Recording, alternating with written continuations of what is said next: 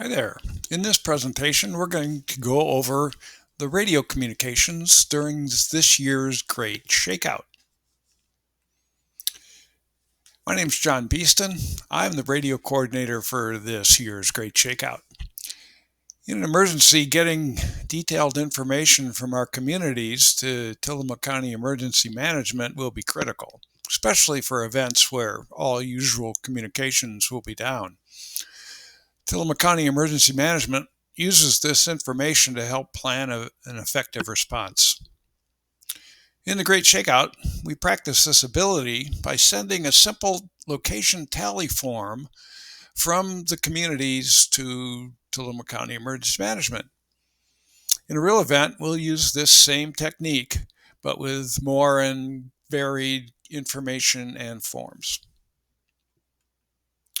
So if we look at the big picture, there's these different communities that have one or more assembly, evacuation, or other safe locations.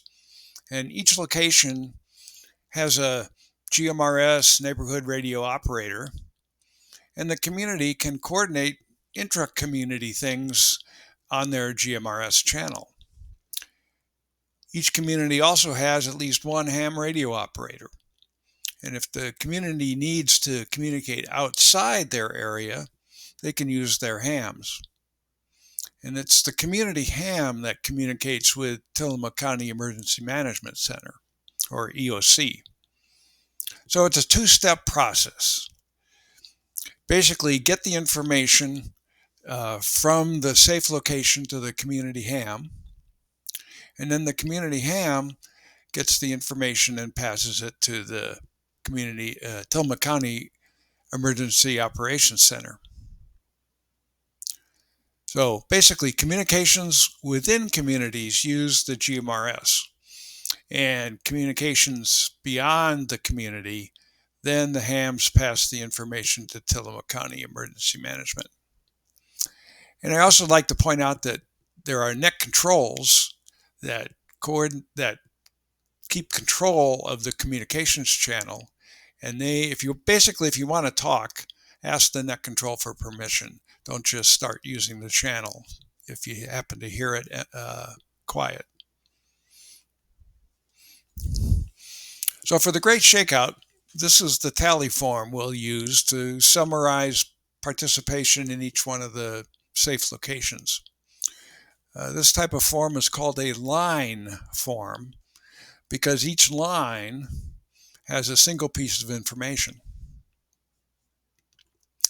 Here's an example of a filled out form.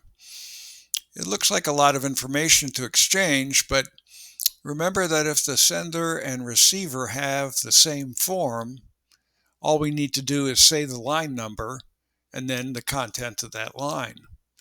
We don't have to say the line description. And this really simplifies and streamlines the process. So here's the steps for sending a form. First, we mark up the tally sheet. We want to make sure that everything gets transmitted accurately.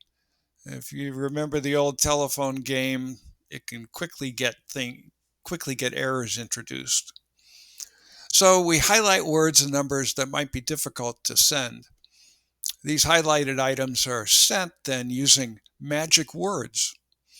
And these magic words are basically a heads up to the receiver that something unusual is coming next. We'll mark up a sheet in the next slide. Next, we call net control, and we let them know that we have a sheet to send. Net control will give you permission to use the channel. You call the receiver to verify they are ready to receive your message, and then once the receiver's ready, you send the form. At the end, you check that the receiver got it. And if not, you go back and forth to make sure they have all the information until they do have it accurate. Once all's good, you pass control of the channel back to the net control. So here's our filled out tally sheet. So let's mark it up. The first line is Manzanita. So that's everybody should probably know how to spell manzanita. So that one's okay. The next line is Highlanders NGS, which stands for Neighborhood Gathering Site. Now, NGS might not be familiar, so that's one of those words that we need to be concerned about. So the magic word that's used to send this information is called initials. And you'll see how we use that in a second.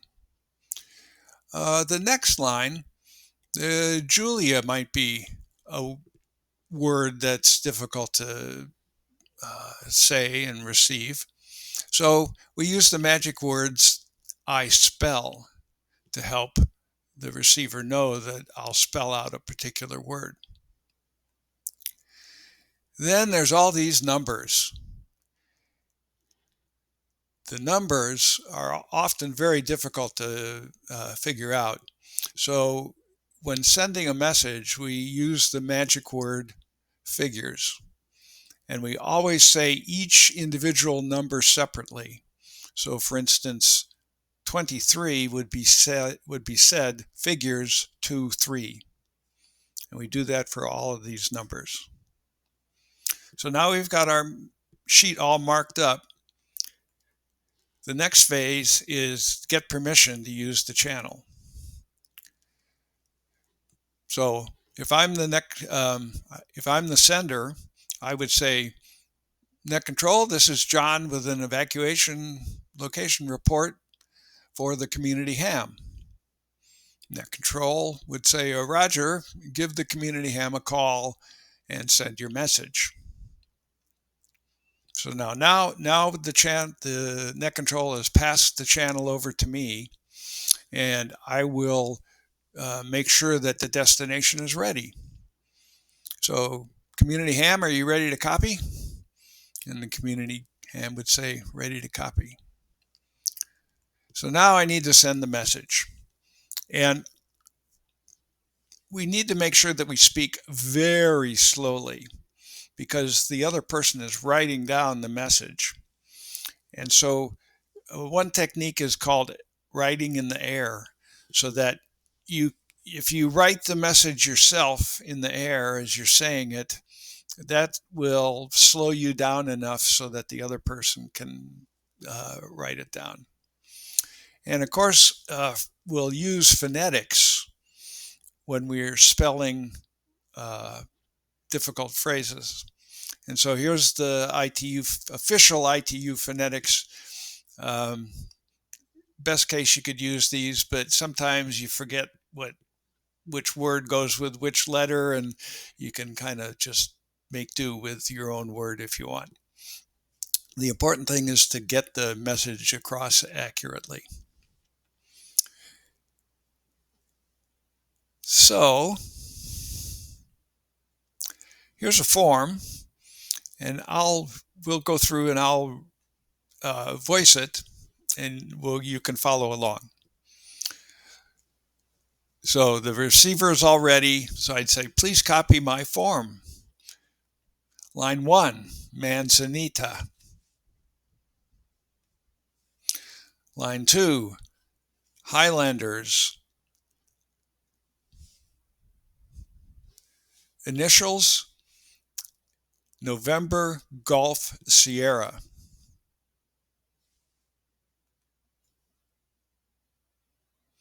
Line 3, Julia. I spell Juliet, Uniform, Lima, India, Alpha. Initials, Papa. Line 4, 503 555 1212. Note that since the line is already, you can see that the line's a telephone number, we don't really have to say figures in front of it because the format is kind of universally known. So then line 5, 23, figures 2, 3. Line 6, figures 6. Line 7, figures 5.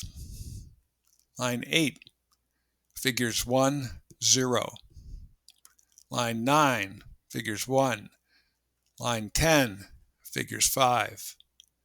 Line 11, figures 3. Line 12, figures 0. End of form. How did you copy? So now the receiving ham can acknowledge receiving the form, or if it missed something, it would ask for a particular line to be repeated. So community ham, I got it. Back to net control. Net control, thank you. Are there any more check-ins? And so the net control continues on with the channel. And if something was missed, the community with ham could say, I missed lines 5 and 6, please repeat. And so I would repeat those lines. And you just keep going back and forth until you've got all the lines accurate. So it's a pretty fast and efficient process to send a fairly complex set of information. So let's try one together. Grab a piece of paper and a pen and put line numbers down the left side. You don't even have to have a special copy of this form. We'll kind of make the form as we go, essentially. So I'll send, you receive, and are you ready to copy? So please copy my form. Line 1, Wheeler. Line 2, Upper Park and GS. Initials, November Golf Sierra. Line 3, Steve Frome. I spell Foxtrot, Romeo, Oscar, Mike, Echo. Line 4, 97155 1212. Line 5, figures 15. Line 6, figures 3. Line 7, figures 5. Line 8, figures 1, 0. Line 9, figures 0. Line 10, figures 2. Line 11, figures 3. Line 12, figures 0. End of form. How'd you copy? And so you can check yourself. Here was the form. So how'd you do? So that's the form that we'll be using to transmit. It goes from the communities to the community ham, and from the community ham to the Tillamook County Emergency Operations Center. And the basic timeline for what's happening is that the Great Shakeout starts on the October 16th at 10:16, and Tillamook County Emergency Management will send an alert to all Tillamook County residents. And for the EVCNB folks in North County, KQMI will be activated, and KQMI will provide earthquake and tsunami info as the shaking continues. So don't forget that this is the big one, and so you should simulate shaking for 4 to 5 minutes. Duck, cover, and hold. Drop, cover, and hold all that time, 4 to 5 minutes. When the shaking stops, grab your go bag and head to a safe location. The tsunami waves will arrive roughly 10 minutes after the shaking stops. And that will be announced by the net controls, so you kind of know what the timing is.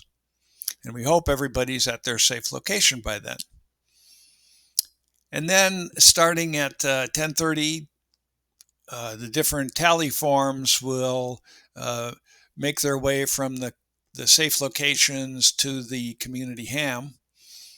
And then starting at 11, between 11 and 12 o'clock, the community hams will send that to the Tillamook County Emergency Management via the ham channel and net control. And we'll be all done by noon, at which time you should send all your tally sheets and stuff in, so we've got a record of the exercise. So that's it. Shake out, don't freak out on the 1016. I hope to hear you on the radio. Thanks.